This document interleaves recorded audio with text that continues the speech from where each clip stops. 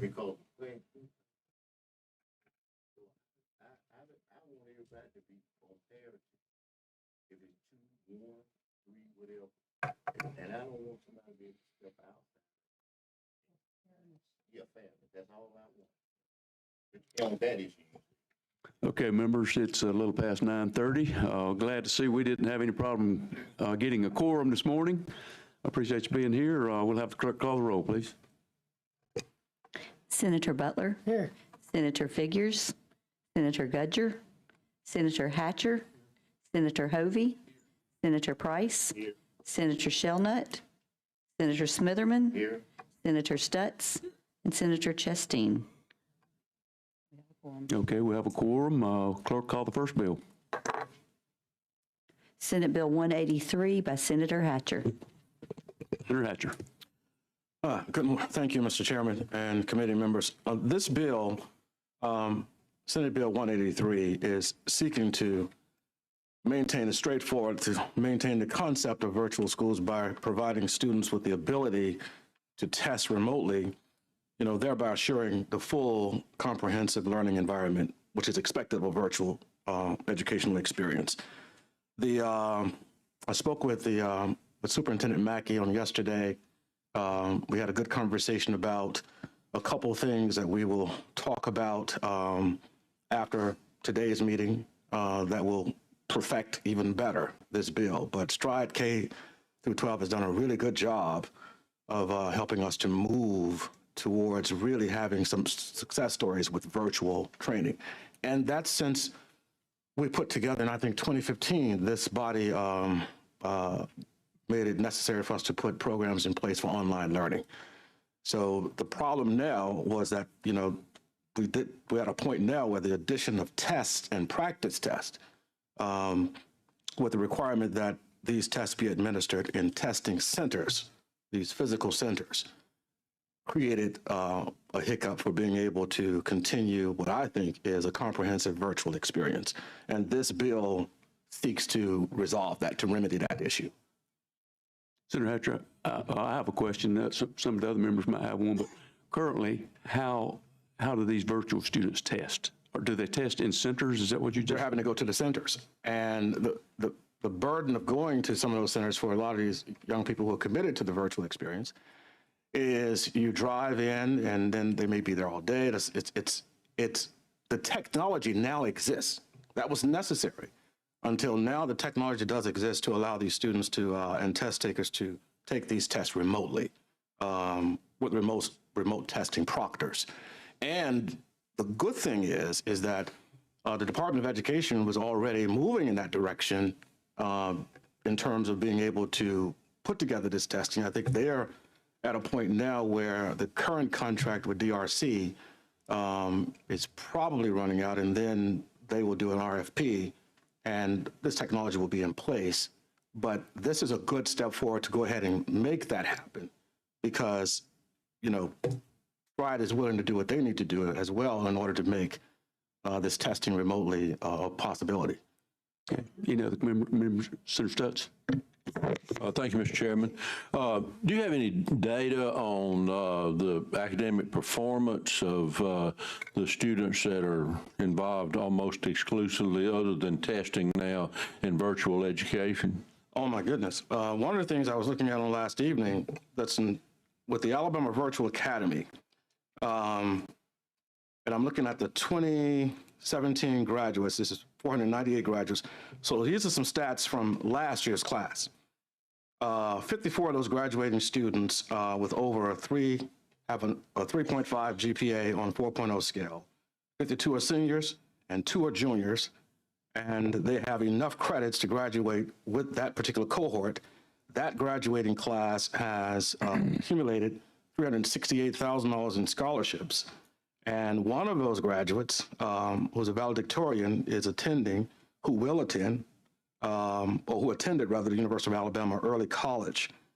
Then there's the Alabama Career Destinations Academy. That group, the significance of that, you have 42 graduates, 62% of the seniors have secured acceptances to trade schools, colleges and universities nationwide, along with enlistments in various branches of the military. And I could go on and on about what they have done to really make these programs online, because I'm always looking for measurable outcomes, as I think you know. How are we making this work? And this is something, and one of the things that made it attractive to me is that we've got to reimagine how we go about the process of educating our young people. What this bill is seeking to do is deal with this testocracy that basically says, here's what needs to happen if it's a virtual school, and now I'm required now to go to a physical setting, then that doesn't maintain the comprehensiveness of a virtual school. But what the technology has done, and it moves rapidly, is that this technology is now online so that they don't have to do that. They will have the technology in place to be able to test students and have the testing proctors remotely. And so that's, yeah, if I'm responding to your question. You have answered my question. I would just make the point that I understand the technology is there for the instruction, for the testing requirements, but I think there are a lot of interpersonal skills that are learned by social interaction in a school setting, and to go just totally in the virtual direction to an extent denies the interpersonal relationships that we have and the examples that we got from our teachers. I mean, the personal interaction is very hard to replace. And so I don't think we need to go totally in that direction, even though the technology to make it happen is available. Well, Senator, what I will say is this. We're talking about test proctors. So it is not as though the individual would have, that many other individuals, their peers at least, that they would be interacting with in a testing scenario anyway. And again, one of the things we talk about, and we talked about it certainly on yesterday in education budget meeting, the choices that people have. This is an option, right? Understood. I'm not against your bill. I'm just making the point that there's a lot of things you learn in school besides I agree. Just the academics. I agree. Thanks, Senator Stetz. Senator Smithman, you have a question? Just a quick comment. I appreciate you bringing and providing those options for people. I just want to say that, and I'm in full support of it. But I'm also, I agree with what you said. The interpersonal thing, not just for this, but that's my problem with Facebook and all of that. I mean, I can sit right here and text you some words right now, and then you, in your mind, you might say, Smithman, why did Smithman say it that way? And I could be complimenting you. But the emotions, the modulation of my voice, my face, you don't know whether I'm being positive or being whatever. You just see those words. And so that's part of our problem now. I mean, especially with the young people. It's just a raw words and reaction to words and not reaction to meanings. And so I just wanted to just say that to you publicly, that I agree with your mindset, what you were saying with that. Okay, thanks, Senator Smithman. Motion for favorable? I move. Senator Smithman, second. Senator Hovey. Okay, let's get a good roll. Senator Butler, Senator Chastain, Aye. Senator Figures, Senator Gudger, Senator Hatcher, Aye. Senator Hovey, Senator Price, Senator Shellnut, Senator Smitherman, Aye. Senator Stutz. Favorable. Okay, 8-0, bill given a favorable report. Thanks, Senator Hatcher. Thank you, committee. Okay, clerk call the second bill. Senate Bill 171 by Senator Smitherman. Okay, Thank you. Senator Smithman. Thank you, Mr. Chairman. This bill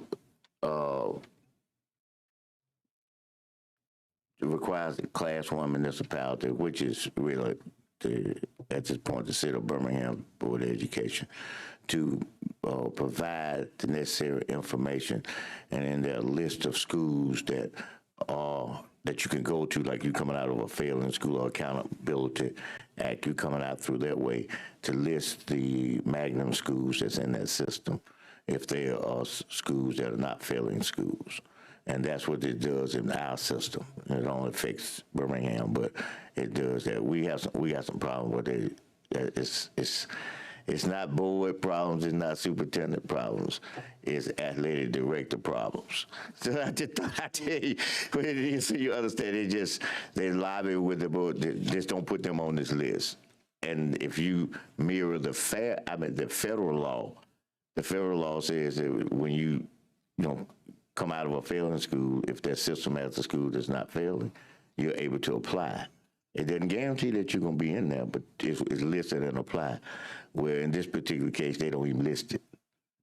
See what I mean? The standards doesn't change. You have to pass a test, you have to have certain grades. You have to show that you, just like as if you transfer from another state to come in. But that's what it does. Question for you. Is this within the same district? Same district. Same This district. goes back to the conversation you and I had earlier in this session about what you were wanting to do with this, and so this kind of clears this up, It correct? clears this up because I had put the first bill dealt with too many other issues and things, and It was too broad. It that was wasn't too even my broad. intent. Yes, sir. And so I appreciate you, as the chairman, putting it, at lack of a better word, putting it on the slow track till I could catch up with what I needed to get done and legislative reference to particularly say what we were trying to get done. Okay, Senator Goodger, you have a question? Class 1 municipalities, that's just Birmingham. Yeah, that's it. So Okay. Members, any other questions? Senator Butler, okay, moves for favorable. Senator Price seconds. Okay, any objection to using previous roll? Seeing none, bill's given favorable report. Thank you, members, sir. Mr. Chairman. Thanks, Senator Smithman. Clerk, call the next bill. Senate Bill 175 by Senator Chasteen. Okay, thank you. This bill pertains to our local boards of education. Currently, by state law, there is a maximum monthly rate of compensation that's at $600. That has been in place since, I think, 2003, and this raises the ceiling to $900 a month. motion favorable. Second. Okay, Senator Gudger, favorable, first, Senator Smithman second. Any objection to using previous roll? Very good, 8-0, bill given a favorable report. Okay, members, thank you for being here, and hopefully, I think we have several more bills for week after next, so we should start slowing down here soon. Yes, all right, thanks again. Thank you. Meeting's adjourned. Thank you.